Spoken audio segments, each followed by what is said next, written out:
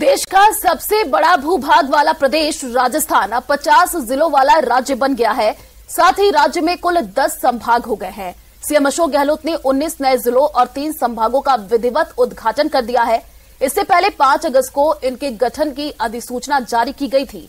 आपको बता दें, जयपुर संभाग और बीकानेर संभाग को तोड़कर सीकर संभाग नया बनाया गया है। वहीं जोधपुर संभाग को तोड़कर पाली को नया संभाग बनाया गया है, जबकि उदयपुर संभाग को तोड़कर नया बांसवाड़ा संभाग बनाया गया है।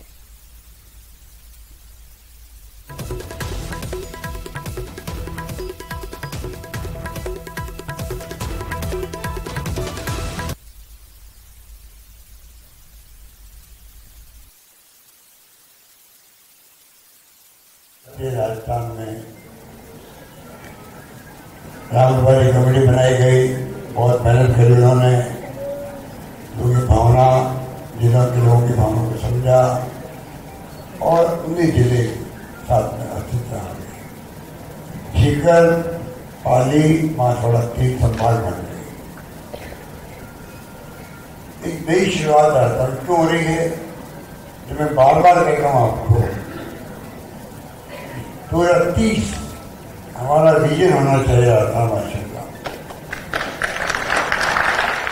मुझे खुद ये यकीन नहीं आया कि इतना बड़ा फैसला कोई सरकार इतनी जल्दी कर सकती है। ये बहुत बड़ी उपलब्धि है। यही कहें राजस्थान के निवासियों के लिए, मेरे ख्याल में इससे सुनहरी मौका नहीं आ सकता कि वास्तव में इन 4.5 साल में 1,500 के लगभग तो नए राजस्व गांव का नव निर्माण हुआ, जिसको भारत सरकार ने मांग की, राजस्थान सरकार ने। बजट घोषणा में जो जिलों का घोषणा की, उससे जो एक गुड गवर्नेंस मॉडल राजस्थान का है, उसमें इन नए जिलों की स्थापना से उनमें बहुत बहुत इजाफा होगा गुड गवर्नेंस में। और राजस्थान आज भी ज्यादा से ज्यादा योजनाओं में अव्वल नंबर पे या पहले 3 नंबर में है। मुख्यमंत्री अशोक गहलोत ने कांग्रेस पार्टी को फिर से सत्ता में लाने के लिए इस बार कोई कमी नहीं छोड़ी है। योजनाएं बनाई गई, घोषणाएं भी हुई और धरातल पर लागू करने में भी कोई कोर कसर बाकी नहीं छोड़ी गई। जिलों का दाव सरकार को सत्ता की दहलीज तक कितना पहुंचा पाएगा, ये तो देखना बाकी है। मगर इस वक्त तो मंत्री से लेकर मुख्यमंत्री तक यही कह रहे हैं कि इस बार राजस्थान में कांग्रेस को सत्ता में आने से कोई रोक नहीं सकता। कैमरा पर्सन दिलीप चेची के साथ बाबूलाल धायल, न्यूज 18 जयपुर। तो देखिए, राजस्थान में 3 नए संभाग बने हैं।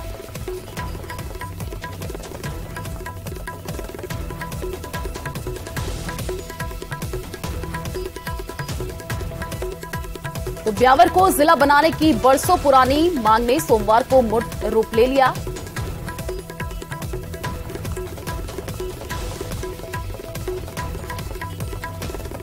तो देश का सबसे बड़ा भूभाग वाला प्रदेश राजस्थान अब 50 जिलों वाला राज्य बन गया है और साथ ही राज्य में अब कुल 10 संभाग हो गए हैं। तो ब्यावर को जिला बनाने की बरसों पुरानी मांग ने सोमवार को मूर्त रूप ले लिया। सोमवार को शहर के मिशन ग्राउंड पर आयोजित ब्यावर जिला स्थापना दिवस कार्यक्रम में हवन पूजन के बाद मुख्यमंत्री अशोक गहलोत ने वर्चुअल रूप से जयपुर से ही ब्यावर जिले की अनावरण पट्टिका का अनावरण किया। सीएम गहलोत द्वारा ब्यावर जिले की अनावरण पट्टिका का अनावरण करते ही पांडाल में उपस्थित सैकड़ों की संख्या में उपस्थित जिले के निवासियों ने तालियों की गड़गड़ाहट से वातावरण को गुंजयमान कर दिया। इस दौरान पांडाल में उपस्थित लोगों ने कांग्रेस सरकार जिंदाबाद और अशोक गहलोत जिंदाबाद के नारे भी लगाए। इससे पूर्व सोमवार को ब्यावर स्थापना दिवस कार्यक्रम के तहत पूरे ब्यावर में उत्साह, उमंग तथा हर्ष का वातावरण बना रहा।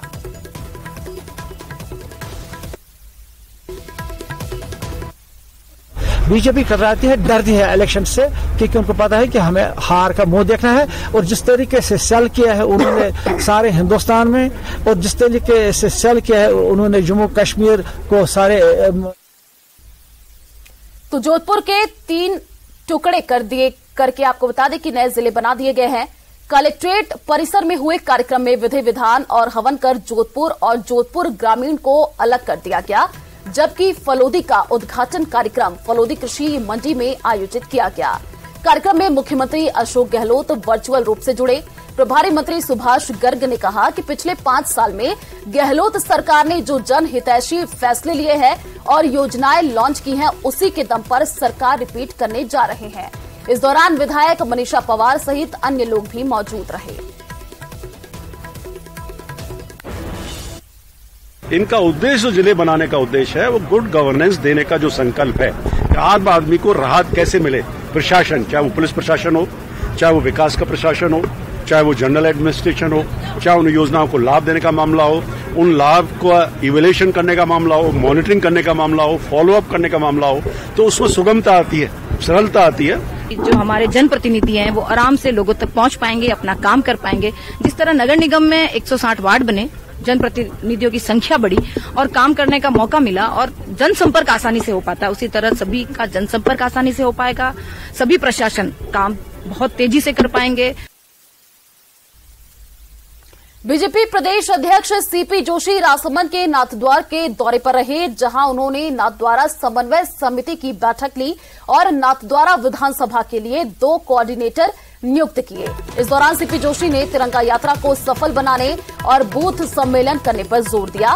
वहीं बैठक के बाद सीपी जोशी ने कहा कि बीजेपी कार्यकर्ता एकजुट है और राजसमंद के साथ प्रदेश में बीजेपी की जीत होगी। वहीं कानून व्यवस्था को लेकर कांग्रेस पर निशाना साधा।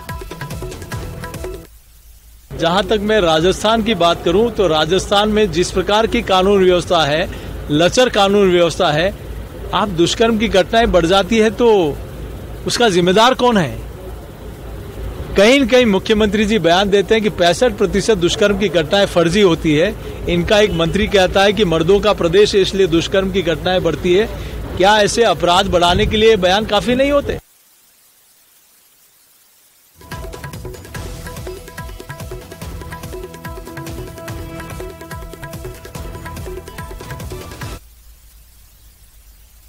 कोटा जिले में सनसनीखेज मामला सामने आया है। यहां बुजुर्ग माता पिता अपने ही बेटे और बहू से परेशान होकर जिला प्रशासन से इच्छा मृत्यु मांगी है और अपने बेटों को संपत्ति से बेदखल कर उन्हें न्याय दिलाने की मांग की है। उन्होंने अपने बेटे पर प्रताड़ित करने का आरोप लगाया है। उन्होंने एक परिवारवाद कलेक्टर को दिया जिसमें उन्होंने इच्छा मृत्यु मांगी है और कहा उन्हें मकान से निकालने, मारपीट करने, भूख से बिलखने पर मजबूर कर दिया गया है। उन्होंने पुलिस प्रशासन से कठोर कार्रवाई की मांग की है। ये कहा था कि भाई अब तो मरना ही बदतर है, रोज मार खाएंगे, रोज महीने 6 महीने में पिटते रहे, सरकार में कोई सुना ही नहीं हो तो फिर क्या करें। तो ये हमारा जीवन में सब दुर्लभ हो रहा है। हमारा बेटा वो दिनेश कुमार वार्ड पार्षद नगर पालिका, नेतागिरी है, सारे सरकार उनके, कांग्रेस का पार्षद है, कांग्रेस का। चलिए फिलहाल इस बुलेटिन में इतना ही।